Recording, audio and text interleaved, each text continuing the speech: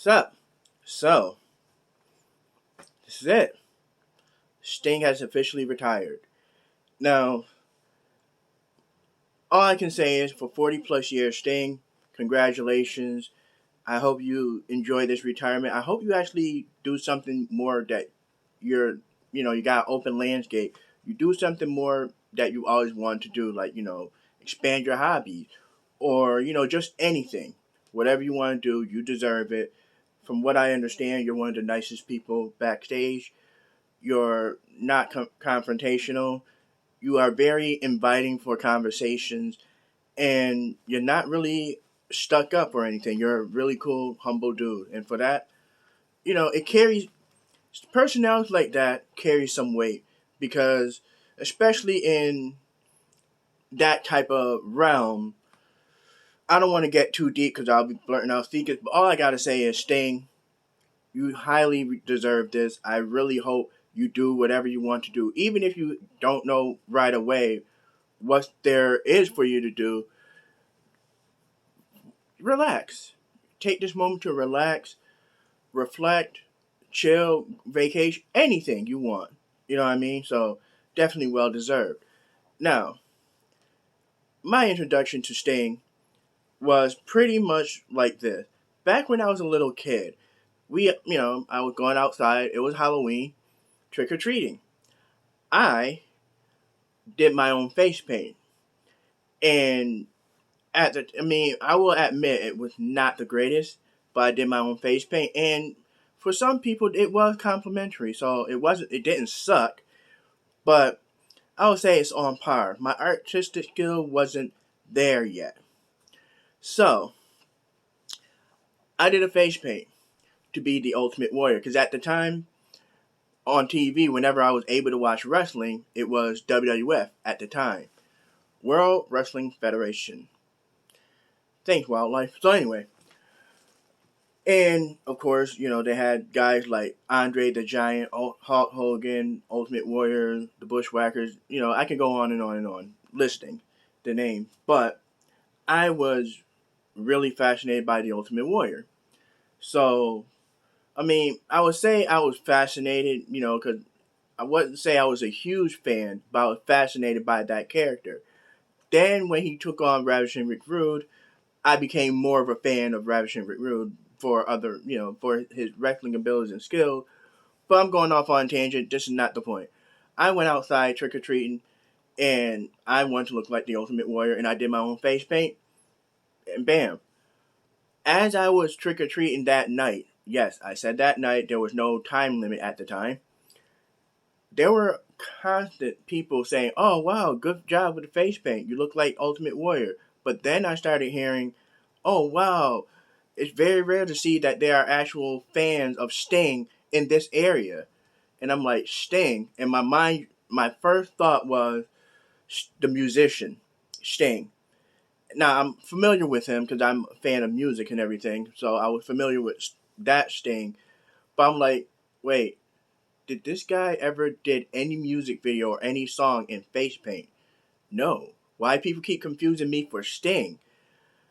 And this kept going on throughout the whole night. There were people like, "Oh, nice Sting face paint," and it was just like jarring. And I was just like, "Ultimate Warrior." But now back then, internet did not exist. But word of mouth, finding out resources, looking around and everything, basically doing research. You will be surprised what you find and if you're looking for a certain person, you know, research. And that's what happened. One day I managed to find out enough information to catch WCW. And they finally had Sting doing a promo. Here's this big, jack, colorful guy with with the same face paint, but it was different from Ultimate Warrior. But the design was very well, like, really good. And from that moment, what people would call Surfer Sting, I thought it was like a real cool dude. So I was like, okay, he's doing a promo. When he gonna wrestle? That day, he only just did a promo. Then it was like followed the routine where I could be able to catch him again. And this time he wrestled. And that's when I was like, oh, wow. In my opinion, like I said, Ultimate Warrior was fascinating, but Sting, the wrestling skills was pretty much like, I would say, if you want something like fast and glitzy and fashionable or whatever, Ultimate Warrior. But if you want something that will be more, pretty much engaged and be more into the match, like see struggles and everything back and forth, Sting. So of course was becoming more and more a fan of Sting. Now, as I've gotten older over the years, of course, as you guys already know, my interest of becoming a wrestler now is like my interest being more backstage or as managerial role or anything involving wrestling. I'm interested. So, but I kept watching how with the whole NWO era, the Attitude Era, the ECW. I really became a huge fan of ECW. As crazy as chaotic as that. What's the word? I mean, I can't say as crazy as chaotic as that embassy or facility or wrestling, however you guys want to call it. To me, it was, yeah, it was extremely hardcore, but there was some wrestling in there that really helped transpire and change wrestling. So anyway, but as I got older and watching all these programs, Sting was always consistent, being on TV, wrestling, or he doesn't even have to be wrestling. Sometimes when he was doing the Crow Sting, he would just chill up in the Raptors, looking down, always has a spotlight, always keeping an eye on NWO. Then he joined the Wolfpack, which I think was kind of interesting. And it just, from then on and everything else, basically, this is the year 2024. What I'm talking about we're talking about a guy that did 40 years of his life in wrestling.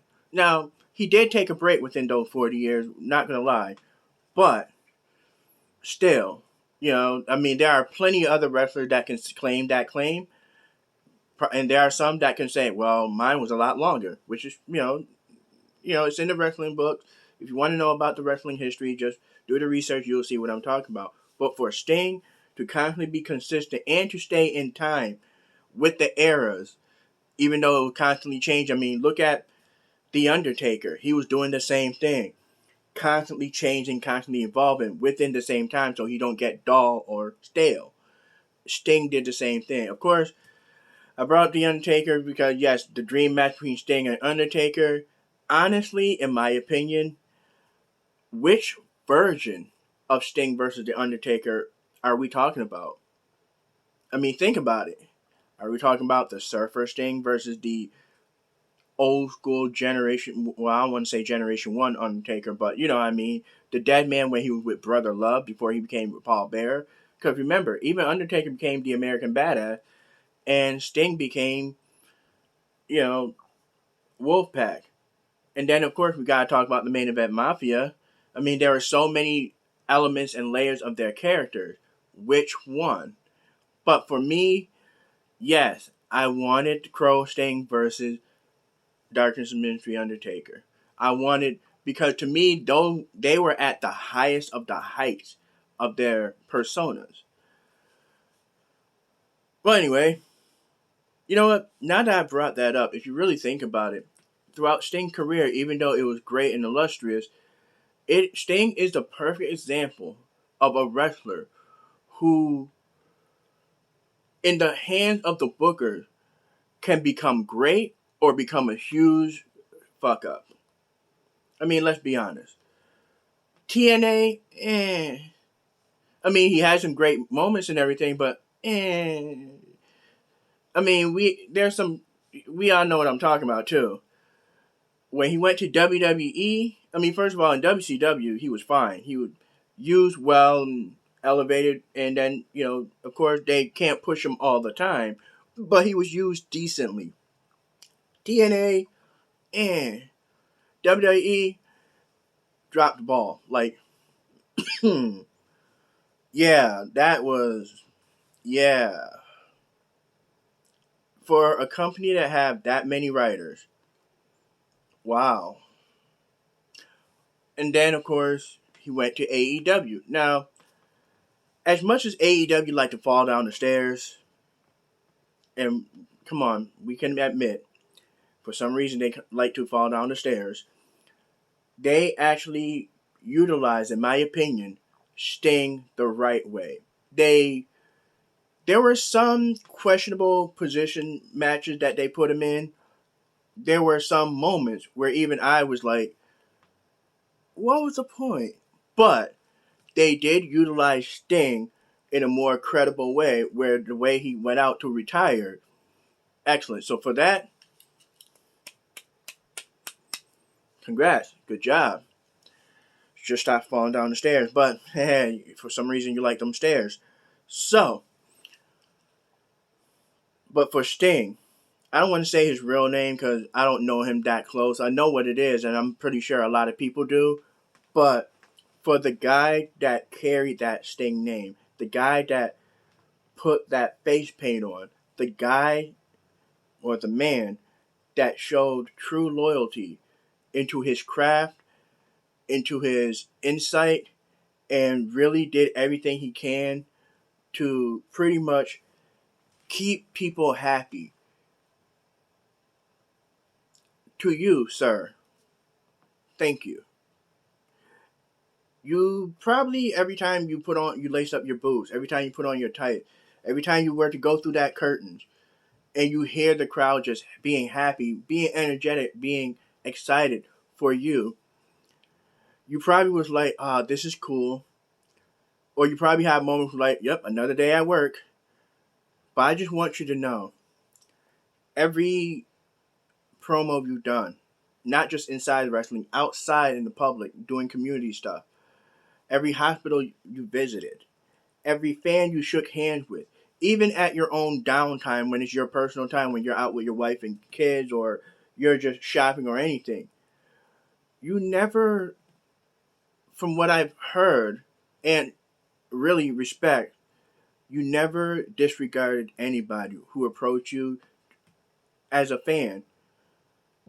Again, thank you for that.